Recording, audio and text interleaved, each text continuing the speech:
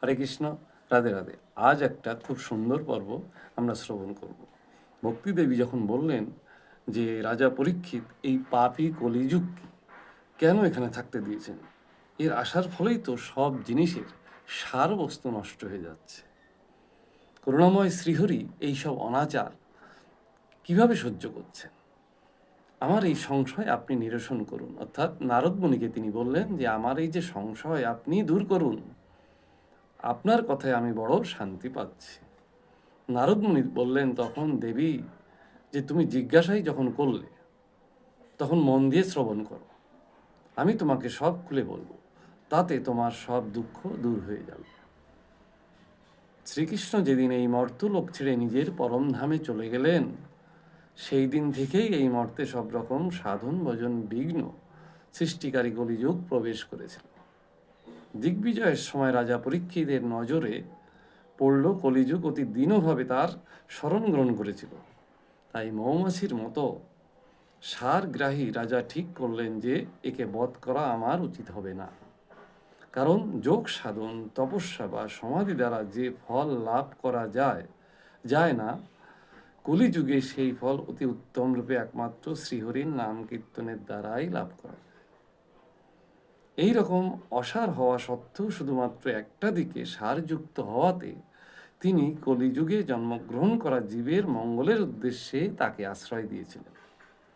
এই যুগে কুকর্মে প্রবৃত্ত হওয়ার ফলে মানুষের সব কিছুই সার নষ্ট হয়ে গেছে।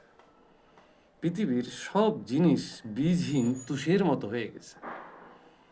ব্রাহ্মণেরা কেবলমাত্র অন্ন ধনাদির লোভে ঘরে ঘরে গিয়ে জনে জনে ভাগবতী কথা শোনাচ্ছে। তার ফলে কথার সারবস্তু আর থাকছে না। তো তীর্থ সকলে নানা রকম অত্যন্ত ঘোর কুকর্মকারী নাস্তিক ও নারকী সব মানুষ বাস অনেক সময় করে। এর ফলে তীর্থ সকলের মাহাত্ম্য অনেক সময় নষ্ট হয়ে যায়। যাদের চিত্ত নিরন্তর কাম, ক্রোধ, অতিশয় লোভ এবং বিষয় তৃষ্ণায় তাপিত হচ্ছে, তারাও তপস্যার অনেক সময় ভান করছে। এর ফলে তপস্যার সারভাগও অনেক সময় নষ্ট হয়ে যায়। মনকে বশীভূত না করে লোভ, দম্ভ ও পাষণ্ডাচারের আশ্রয় নেওয়া এবং শাস্ত্রের অধ্যয়ন না করার ফলে ধ্যান যোগের ফল অনেক সময় শেষ হয়ে যাচ্ছে। পণ্ডিত বিদ্বজনেরা আজ তাদের এমন দশা যে তারা নিজেদের স্ত্রীদের সাথে মহিষের মতো প্রতিক্রিয়া করছে। অনেক সময় সন্তান উৎপাদনেই তারা দক্ষ, মুক্তির সাধনে তারা সর্বতোভাবে অযোগ্য হয়ে উঠেছে। সম্প্রদায়গতভাবে প্রাপ্ত বৈষ্ণবের লক্ষণ কোথাও দেখা যাচ্ছে না অনেক সময়।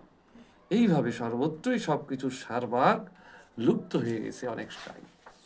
তাই যুগের এটি স্বভাব, অর্থাৎ কলিযুগ কলহের যুগ। নানা রকম গণ্ডগোল, অশান্তি সবসময় লেগেই আছে। তার জন্য নারদ মুনি ভক্তিদেবীকে বলছেন যে এতে কারো দোষ নেই। সেই জন্য ভগবান পুণ্ডরীকাক্ষ অত্যন্ত কাছে থাকা সত্ত্বেও সব তিনি সহ্য করছেন। দেবশ্রী নারদের এইসব কথা শুনে ভক্তিদেবী বড়ই বিস্মিত হলেন। তারপর তিনি যা বলেছিলেন তা আমরা শ্রবণ করব। কি বলেছিলেন? ভক্তিদেবী বলছেন যে, হে দেবর্ষি, আপনি ধন্য, আপনি ধন্য। আমার অতীব সৌভাগ্য যে আপনি এখানে এসেছেন। সংসারে সাধুর দর্শনই সমস্ত সিদ্ধি লাভের পরম কারণ। সংসারে সাধুর দর্শনই সমস্ত সিদ্ধি লাভের পরম কারণ। আপনার উপদেশ কেবল একবার মাত্র গ্রহণ করে কয়াধু কুমার প্রহ্লাদ মায়াকে জয় করেছিল। ধ্রুব আপনারই কৃপায় ধ্রুব পদ লাভ করেছিল। আপনি সর্বমঙ্গলময় এবং সাক্ষাৎ ব্রহ্মার পুত্র।